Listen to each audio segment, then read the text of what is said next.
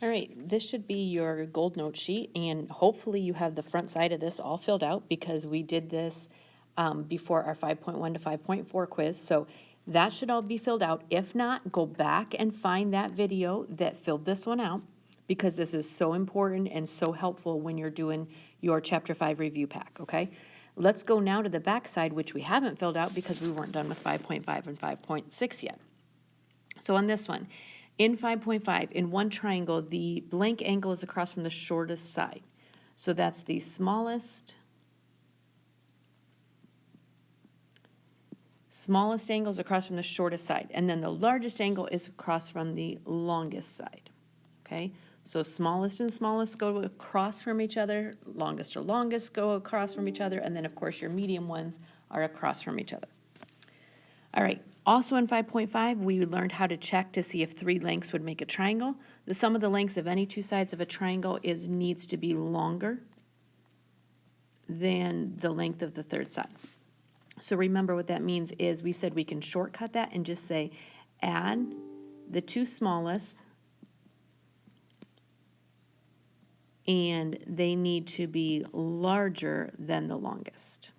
And if they're larger, not equal to, but larger, then yes, you can make a triangle. The other thing you might add is if to find possible lengths, okay? If you want to find possible lengths, wow, can't spell.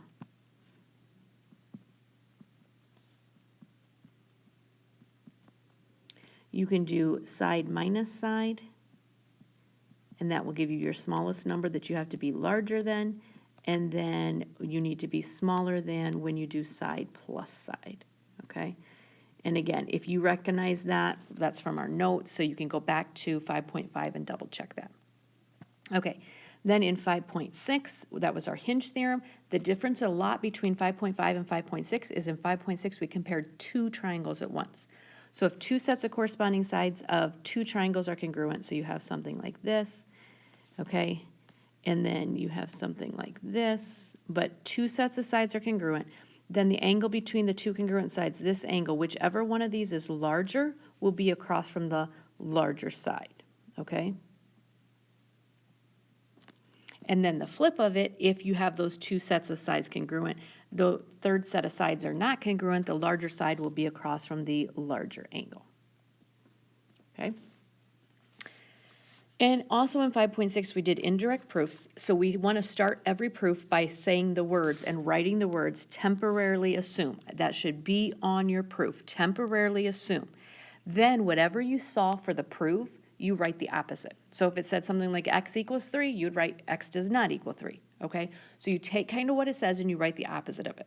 Then you need to use some kind of reasons, using something from your given, something from what you can conclude in your picture, until you reach a contradiction. Once again, I want to see that word contradiction in your proof. So you go so far and then you say, look, contradiction, usually I use it with some arrows. Then you will say, therefore, and then whatever you were trying to prove is now what you write, okay? That's an indirect proof. So when you write one, I'm looking for those key 4 words. Start it with temporarily assume, and then put the opposite of your proof. Somehow go through and say contradiction, and then at the end you say therefore, and you give what you were trying to prove, okay? Add this to what you already know from 5.1 to 5.4, that big chart on the front, and you should have your big ideas so you can get through your review pack. If you have questions, please let me know.